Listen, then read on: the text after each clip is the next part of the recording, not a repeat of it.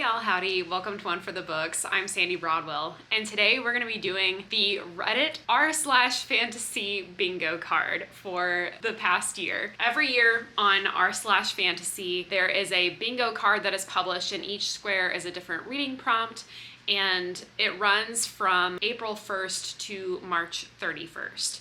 So we're coming up on the deadline, and I have a few squares I haven't completed yet. I'm not just trying to get bingo, I'm trying to complete the whole card.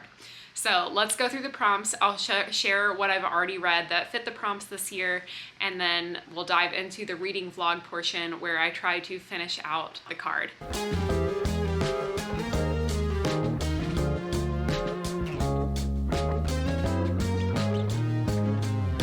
So let me scoot to the side. Here's the card. The first square on the upper left is first in a series. A first in the series that I read over this past year was The Mercy of Gods by James S.A. Corey. It is the start of their new Captives War trilogy. I had an absolute blast with this book. It is about the takeover of humanity by a much more superior alien species. It's pretty epic.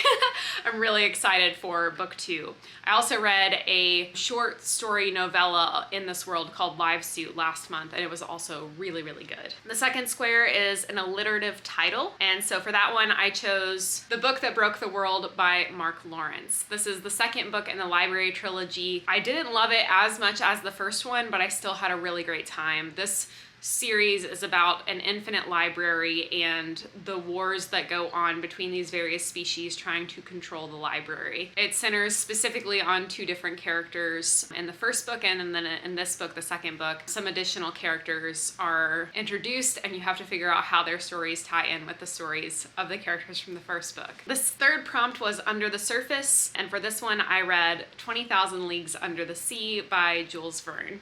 This is a classic sci-fi book from the 1800s. I have read another Jules Verne book in the past, which was Journey to the Center of the Earth. I think I read that back in high school, and I really had a great time with that one. 20,000 Leagues Under the Sea, not as much. I think I would give this like a 2.5 star. The concept is really great, but the execution leaves a little bit to be desired for the modern reader. The fourth square is Criminals, and for this one I read Starter Villain by John Scalzi, which is about a man who inherits his deceased uncle's villain franchise. The fifth square is Dreams, and I used Words of Radiance by Brandon Sanderson. I made sure not to use any duplicate authors throughout this bingo card, and several of the books that I chose would have definitely fit multiple of these squares, but I am only using each book and author one time. The sixth square was entitled Animals, just meaning there's an animal and name in the title, and for that one I used The Dead Cattail Assassins by P. Djeli Clark. I actually got to meet the author on book tour for this one, and that was really, really fun. I have a whole video about that. The seventh square is Bards, and for this one the description went into detail about it doesn't have to be a bard, but it has to be some sort of storyteller or musician or what have you. And so for this one I chose The Empress of Salt and Fortune, which is the first book in the Singing Hills cycle by Niveau, and the main character is a cleric named Chi, who is kind of a historian or a story gatherer. Their job is to collect stories from various different peoples and catalog them at their abbey. The next square is Prologues and Epilogues, literally just any book that has a prologue or epilogue. For that one I chose The Oleander Sword by Tasha Suri. This is the second book in the Burning Kingdoms trilogy, which was actually my favorite book of the trilogy. I highly recommend this series. It is an Indian-inspired fantasy where the old gods come back to life and they're not who we thought they were. This next square is either a self-published or indie publisher, basically a small time, not one of the big five. Unfortunately, I only have one book that fits this category, but that was Neon Ghost, or The Witch's Sin book. The next square is a romantasy. I have never read a romantasy book before, and I don't really feel that that is going to be a genre that I find a lot of wins in, but I did choose the one that I thought would be most my style out of the romantasy category for the Goodreads Choice Awards this past year, and that was The Spell Shop by Sarah Beth Durst. And it was fine. I had a fine time with it. The next square is Dark Academia, And this is one that I have not yet completed. So this is gonna be one of the vlogged books, and I chose Blood Over Brighthaven by M.L. Wong. It was kind of a toss-up between that or Bunny by Mona Awad, because I've heard such great things about that one, but Blood Over Brighthaven has gotten so much more buzz recently because it just came out last year, and I think overall that book will be a bigger win for me than Bunny will be. So that's what I'm choosing for this square to read for the upcoming vlog. Then we have a multi-POV book. For that one, I chose A Little Hatred by Joe Abercrombie, which is the first book in the Age of Madness trilogy. The best part of the whole series, I think, was the final trilogy. I absolutely loved it. Then I had to choose a book that was published in 2024. Multiple books on this bingo card are published in 2024, but the one I'm choosing for that is What Feasts at Night by T. Kingfisher. This is kind of a cozy horror. It is the sequel in the Sworn Soldier series that started with What Moves the Dead. I thought What Moves the Dead was fantastic, 5 stars, and I thought this one was just fine. I probably won't be continuing in the series unless the next book gets a lot of hype. The next square is a character with a disability. For this one, I chose Mirrored Heavens by Rebecca Roanhorse. This is the third and final book of the Between Earth and Sky trilogy, which just came out this past year. One of the main characters in this series is blind. I highly recommend this series. It starts with Black Sun, and Black Sun, I still, to this day, is one of my favorite first books in a series of all time. So good. Then I had to choose a book published in the 90s. I did not read any books published in the 90s over the past year. So I was actually planning on starting the vlog with this one, and I was gonna start it last week when I picked up this book. Unfortunately, I read the entire book and had nothing interesting to say about it. So I'm not including it as part of the vlog, and I think that's okay because I will have 3 books total in this video that I'm going to read with you guys. And yeah, I think that's a better number anyway. But the book that I chose for this was Small Gods by Terry Pratchett. This is the first Discworld book that I've ever read, and I think Discworld overall has like 30-something books in it. So very long series, but it's more of a world, and this was a standalone book within that world. Basically, for me, this book was better in concept than in execution. I really liked the premise and the social commentary, but I was actually pretty bored for most of the book. So I do think I will try out other Discworld books in the future, but this one was just okay. The concept is that a god accidentally turns himself into a tortoise and is unable to figure out how to turn himself back into himself, and the hijinks that ensue from there. Then the next square is Orcs, Trolls, and Goblins, Oh My. So this is just any book that had a orc, troll, or goblin type of character. I've already read the Legends and Lattes, and so the next book on my TBR that I could find that had one of these critters in it is Orconomics. So that is going to be my next book for this vlog because I have not read Orconomics by, I think it's Zachary Pike. And I don't know a lot about this one, but I think it's supposed to be a pretty humorous read and kind of a scathing fantasy review of capitalism. So I think that sounds like a lot of fun. So that'll be book 2. Then we have a space opera. For that one, I chose The Empire of Silence by Christopher Rocchio. I had a really great time with The Empire of Silence. I did not have as good of a time with the second book, and so I have not yet continued with the series, but I do intend to because I've heard that the third book is some people's favorite of the entire series. Then an author of color. I have multiple authors of color on this sheet, but the one that I chose for this one is The Truth of the Aleke, which is the sequel to The Lies of the Ajungo. So it's the second book in the Forever Desert novella series, and there will be the third and final book I think is coming out this year. Then we have to have a book of survival. For that one, I chose Children of Time by Adrian Tchaikovsky. This one is a really fascinating sci-fi book about humans like seed a planet, like terraform it, and it's basically a scientific experiment to see if they can recreate human evolution on another planet. Unfortunately, the experiment goes awry, and the evolutionary hyper-intelligence chemicals that they put on the planet work instead on the insects and arachnids, and so it's actually like spiders and ants that become hyper-intelligent and not the primates. And so it's about how the spiders become the dominant species on the planet. They're at war with the ants for dominance of the planet. And then when the humans arrive on a ship much later on, because shit's gone down on Earth and they can no longer live there, they arrive to find this sort of nightmare spider-dominated planet. It's fantastic. The next book is Judge a Book by Its Cover. And if I was gonna choose one off of this sheet already, I feel like Starter Villain or Empire of Silence are both super fantastic covers. However, I have not actually read a book just for the sake of the cover that I didn't need to fit into one of these other squares. So this is going to be the final square for the vlog. You could probably guess if you've seen some of my more recent videos, but that's going to be The Justice of Kings by Richard Swan. I absolutely love this cover artist whose name I never remember, but every time that she makes a new cover art, I'm just like, I must read this book now. So I'm excited to dive into this one. I've heard really great things about this series, and I'm hoping this is gonna be a big win for this vlog. Then on to our last row, we have a book set in a small town, and for that one I chose The Southern Book Club's Guide to Slaying Vampires. And even though I actually think this book is set in perhaps like Charleston, which is actually not a small town, the crux of the book is set in a specific wealthy neighborhood of Charleston. And it has very much small town vibes. Everyone knows each other. It's super gossipy. And so I think it definitely fits the vibe that people are looking for when they're looking for a book set in a small town. This was my first Grady Hendrix book, but definitely not my last. Then 5 short stories. I read How High We Go in the Dark by Sequoia Nagamatsu. Unfortunately, I didn't love this one as much as people on the internet seemed to. It was incredibly depressing.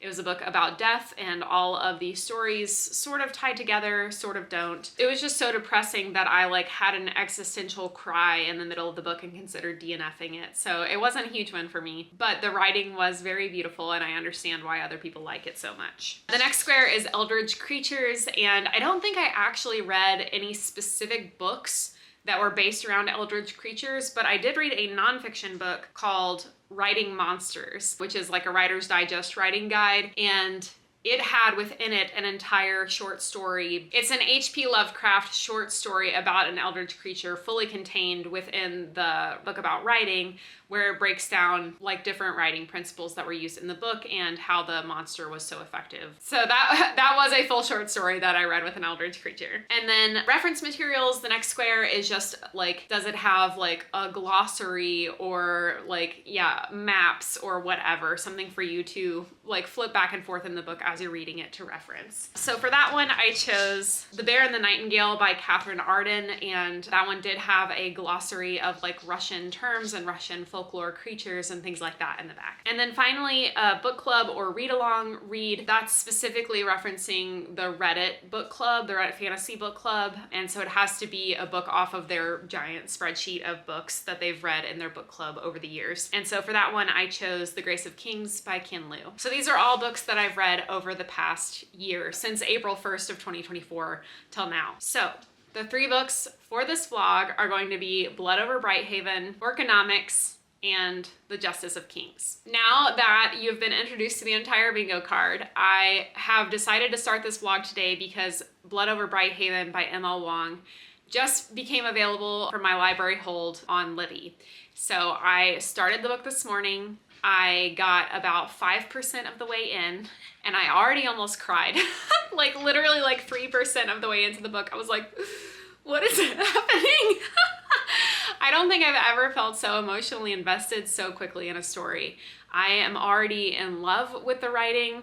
I'm in love with the characters, and absolutely I am on the edge of my seat. I cannot wait to find out what happens. It's incredible. Right now, I'm declaring it. This is a 5-star prediction. It might be on my top 10 books of the year. How can I possibly say that when I'm only 5% of the way in? I don't know, but sometimes you just get that feeling, you know?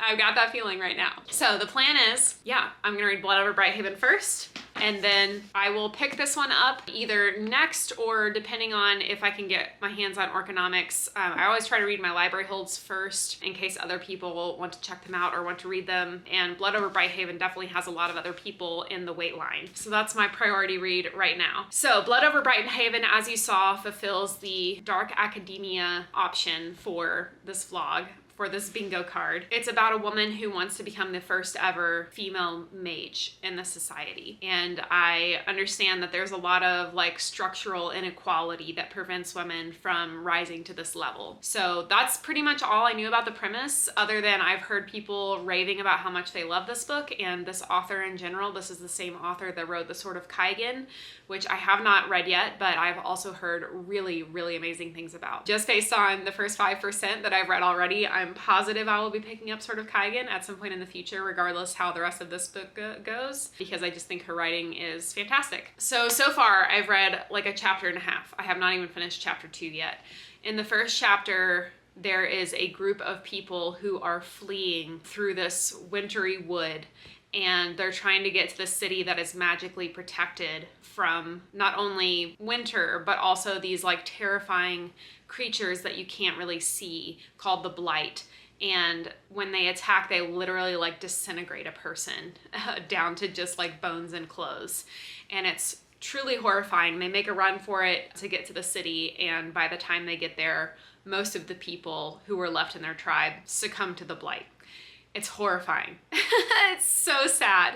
But the few survivors do make it to the city. And then we switch chapters. We're from a different perspective, and we're following a woman who is testing to become a female mage. And this is where we're getting some of the backstory on the like how difficult it is for women to rise to this position. I'm not really sure how this person is going to relate to the people that we met in the first chapter, but I'm really invested already, and I can't wait to find out what happens. So I will tune in later in the book and let you know how it's going. Hi, hello. I am 46% of the way through Blood Over Brighthaven, and I can't handle it. I literally have tears in my eyes right now. I doubt you can see it because the lighting in here is terrible. But I was like, I have to stop and process this for a second. This is the most devastating book. I feel, the reason I'm feeling emotional right now is completely separate and distinct from the reason I was feeling emotional at the beginning of the book, at like the 3% mark when I checked in with you guys the first time. And yet it's not. And the reason it's not is a spoiler. But holy shit. Okay, be comprehensible. What can I tell you about this? I 100% believe that this is going to be my #1 book of the year. Which is crazy. I'm still not even at 50%. What did I just tell you? I'm at 46%. This book it's had so much to say about racism and power. What am I even trying to say? I don't know. I don't know what I'm trying to say. I need to process this. I thought I could process it on screen or on camera, but I don't think that I can. My mind is going like 110 miles an hour right now. I feel like maybe I'll come back tomorrow and give a different update once I've had some time to think about this, but I'm going to keep reading. I can't stop reading. I must find out what happens next. Oh my God.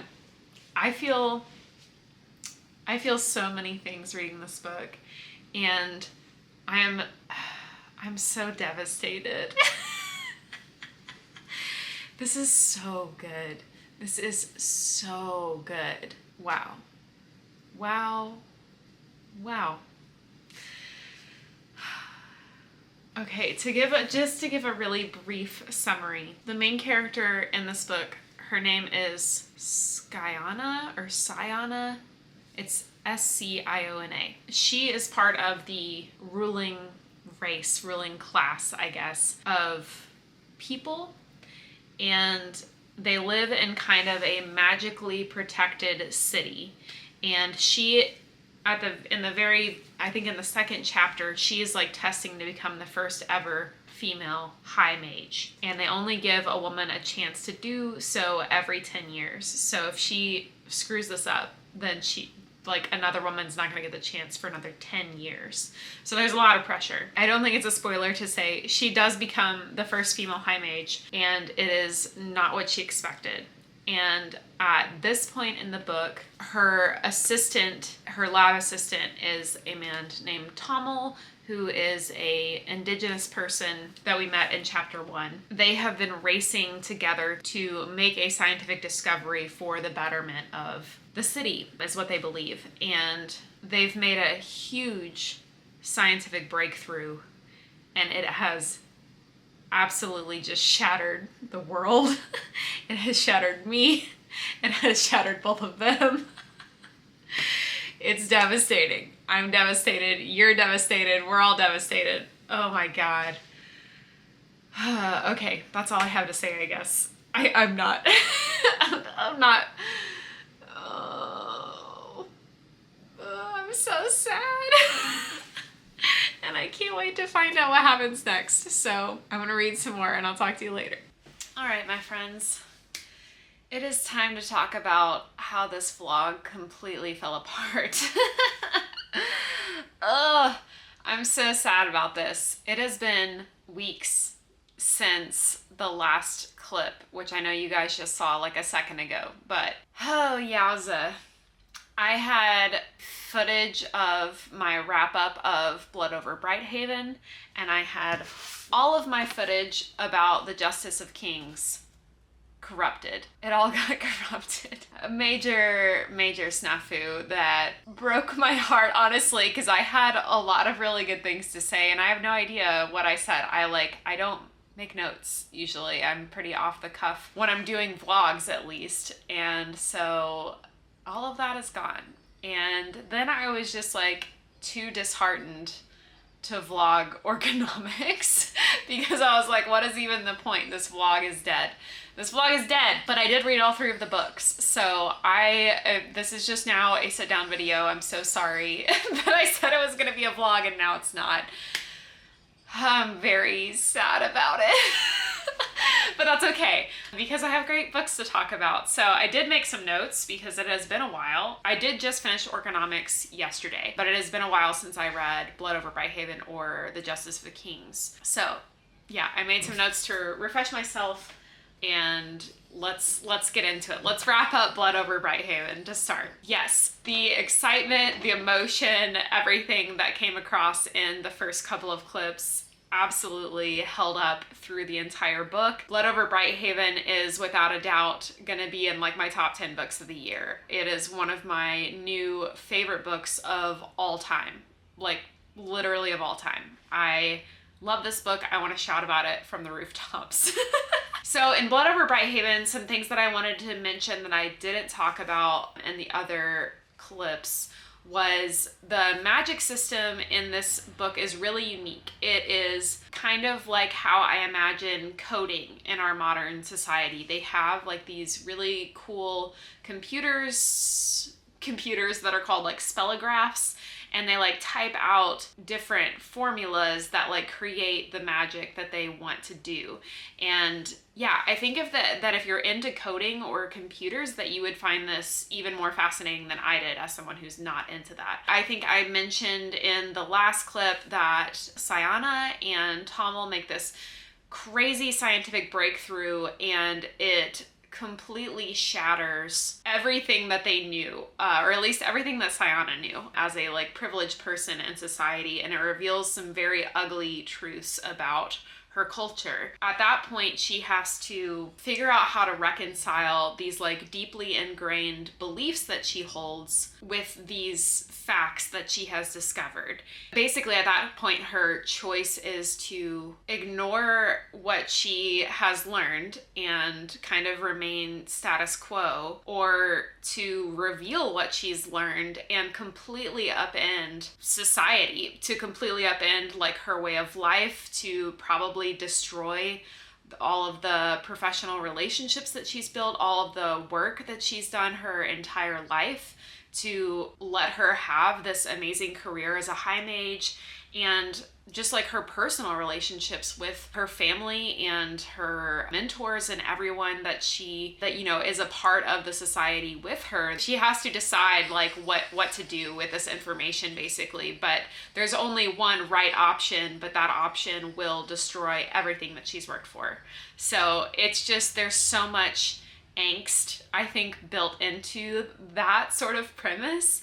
And I really loved the revelations about the indigenous people like Tamil who live in their society, who are basically refugees, how their society is really built on the backs of those people and how their living conditions are so poor. It all really ties together. So there's a lot of social commentary in this book about racism, about power, about privilege, about sexism. This book has so much to say. The magic system was so cool. I felt so deeply for the characters, and all through this, I'm just like amazed that this is just a standalone book. Like how did this author pack so many punches into just a single book? I don't know how she did it. I'm in awe. I am flabbergasted. And I heard other people who were reviewing this book talk about how despicable the main character is. But as someone myself who has grown up in a pretty privileged position in society, who has had to do a lot of deconstruction of the assumptions that I grew up with, I really related to Sayana. So I know that it might not reflect well on me, but I found her to be very relatable, even though she has completely like drank the Kool-Aid of like the racism inherent in their society, and it's not until it's really like smacking her in the face and she physically cannot look away anymore that she actually starts to wonder about these issues and try and deconstruct them and disassociate herself from them. So yeah, again, as a privileged white woman, I found her character and her journey really relatable, even though she's not a good person. I think she strives to do the right thing when she figures out what that is. It just takes her a really long time to figure out what that is, which I think is understandable based on her circumstances. It's so clear to the reader from the outset what the right choice is. And so I think that makes it hard for some people to be like, oh God, she's so despicable. Why isn't she doing the right thing right away? Okay, I could just talk about this forever, so I won't. Just go read it. Go read Blood Over Brighthaven. Let me know what you thought of it in the comments below. I'd love to reread it. I honestly, and that was the thing I think I told my husband, and which I might have said in one of the clips that got corrupted, was that as soon as I finished it, I wanted to start over from the beginning and read it again, front to back. And that never happens for me. I never am like instantly want to reread a book. I'll read books and be like, oh yeah, I can see myself rereading that in a few years. Like I'd love to come back to this someday. But Blood Over Brighthaven, literally I just wanted to start over from the beginning. Like as soon as I got over the emotional devastation after finishing it. Yeah, that's all I have to say. Okay, moving on. Let's talk about The Justice of Kings. This book was amazing. It's not a new all-time favorite like Blood Over Brighthaven, which is like a 6-star book for me, but I gave this 5 stars. So big win. Between Blood Over Brighthaven and this book, I picked up a book for a different vlog that I was working on, a new releases vlog. That I won't reveal which book I was reading for that, but that book put me in a huge slump, and I ended up not reading anything for quite a while because I was like trying to force myself to read this book I really wasn't enjoying. And then I came back to this vlog and I read this book and just instantly fell in love with reading again. I was having such a great time, and this really pulled me out of the slump. So great book. I wish I could like find the I wish I could uncorrupt the file somehow and share with you my like raw thoughts on it. But basically, this book is about the character on the front who is a justice of the empire, and justices are basically like judge, jury, and executioner. They travel the land enacting the emperor's justice. Von Valt, this justice specifically, is like doing his work in more rural areas. Like the further out you get from the capital, kind of the more outlawish it can be. And so he's dealing with these towns that are like further flung. Every justice of the empire has around 2 arcane abilities. All of them have this ability called the Emperor's Voice. It's like a certain way that they can command people by the way that they speak that compels them to speak the truth. And so you can imagine, as someone whose job it is to like investigate crimes, that if you can force people to tell the truth, it makes your job a lot easier. That was really interesting. I loved the way that that was portrayed. Like, I felt like I could feel the resistance that people had when the Emperor's Voice was used on them, and that they were like vomiting up the words. I don't know, just the way it was described, it was like, oh, that's horrific to like have your mind, like, not that he took over their minds, but just that like that he could compel them to say what was the truth, or what was the truth as they saw it, at least. So that was cool. And then the other arcane ability that the justices have kind of varies based on what they specialized in when they were becoming a justice. And so Von Valt, his other arcane ability is necromancy. So he basically can speak with people who have recently died. And there's a lot of like nuance to that. Like if the person died in a really horrific way, that it makes it a lot harder to talk to them because they'll be like nonsensical. They'll be like so freaked out about the way that they died that they won't really be able to tell him much that's useful. Or if he already had a good relationship with the person before they died, that makes it easier for them to tell him what happened. So it's like for murder investigations and stuff like that. Like that's when it's useful. Or if they died too long ago, like they could be too far gone for him to be able to speak to.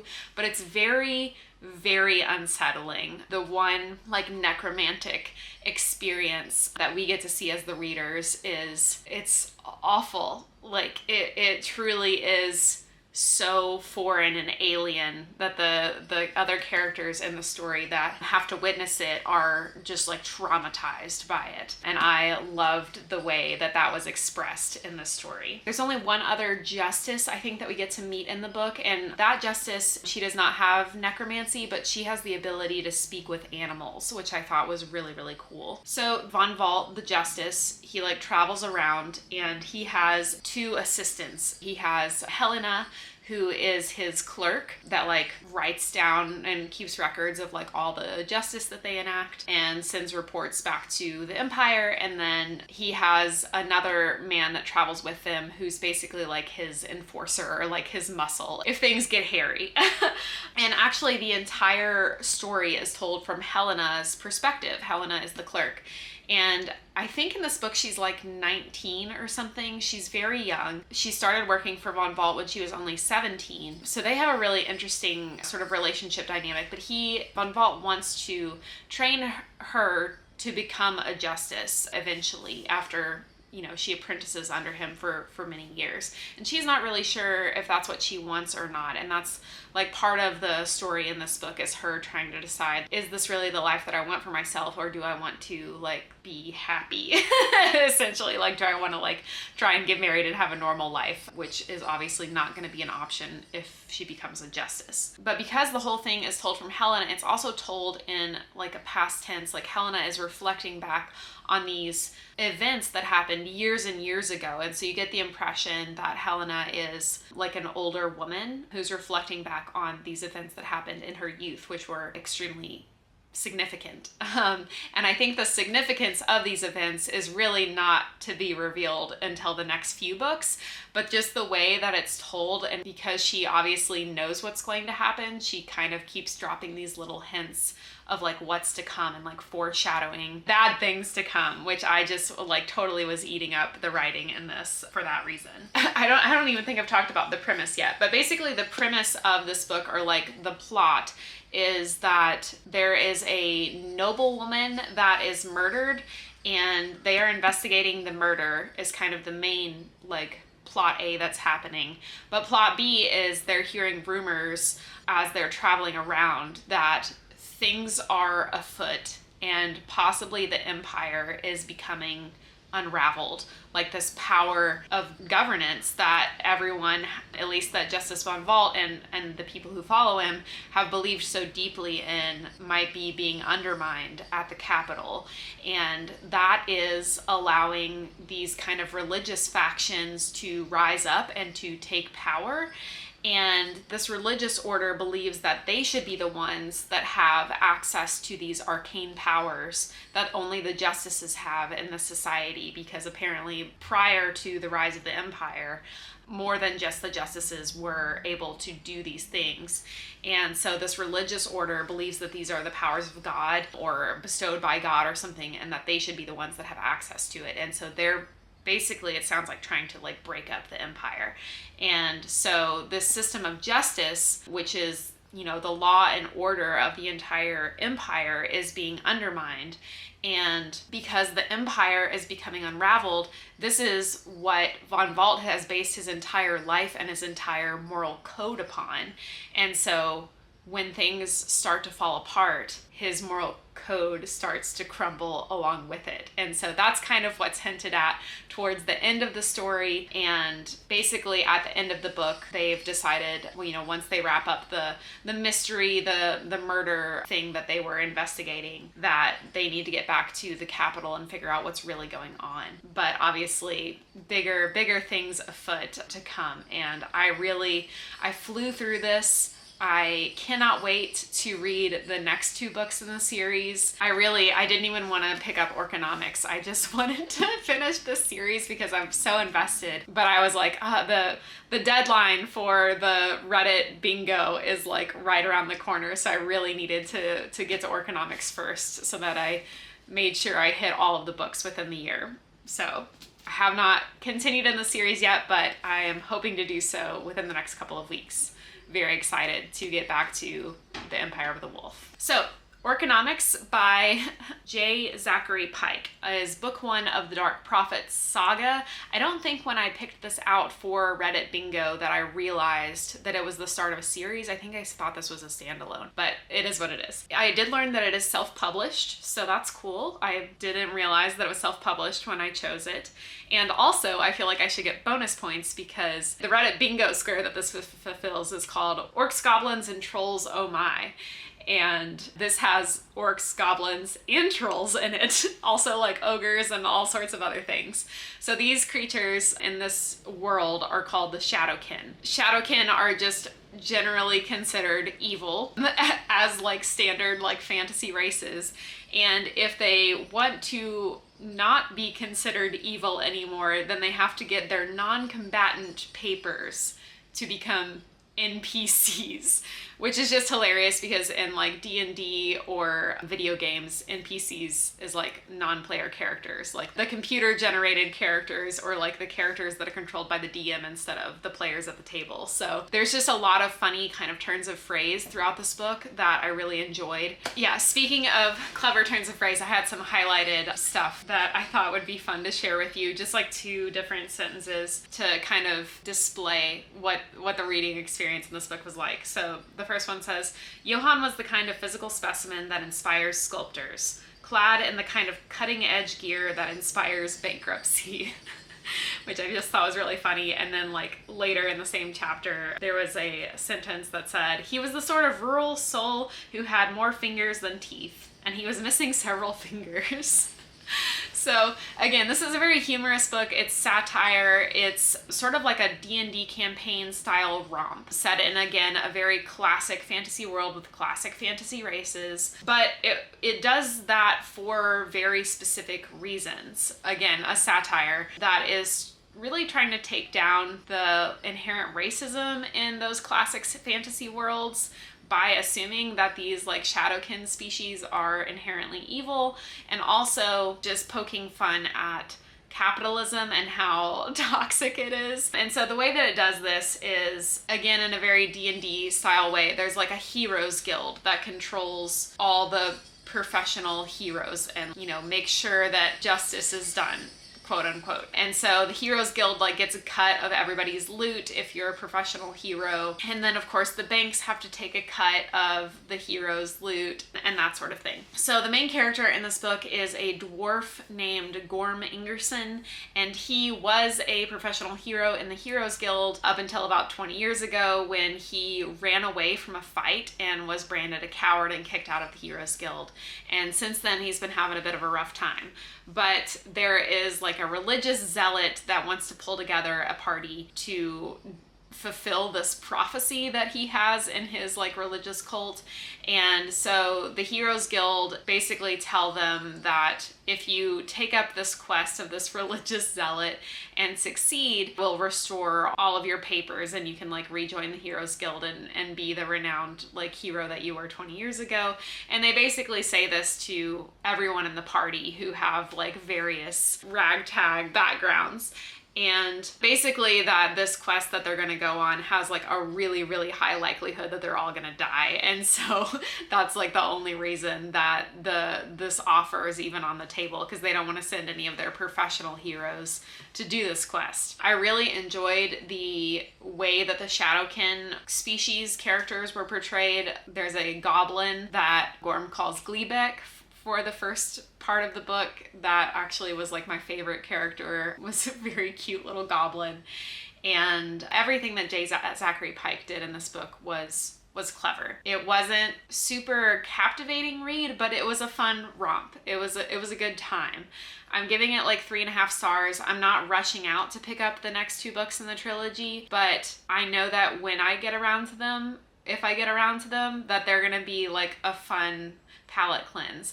I guess palate cleanse might be the wrong word, because it's not like a mindless good time. It has important things to say, but it says them in very like silly tongue-in-cheek kind of ways, and I love that for it. So I think if any of that sounds good to you, definitely check out Orconomics. It was a good time. That is unfortunately the vlog. That is the end of this fantasy bingo card, but I did it. I succeeded. It is March like 26th or something right now as I'm filming this last clip. So I met the fantasy bingo before the deadline, which is March 31st is the end. And then April 1st, I think, is when the next year's fantasy bingo card drops. So maybe next weekend I will do like some recommended TBR for whatever the prompts are for 2025. Let me know down in the comments below if you did r/fantasy bingo. What was your favorite books that you fulfilled for the prompts, or what you thought of any of the books that I read? I would love to hear about it. And thanks so much for tuning in and hanging out. Sorry the video fell apart, but I hope you still had a good time. Be kind, read books, and hit the subscribe button down below for more bookish content to come. I'll see you next time.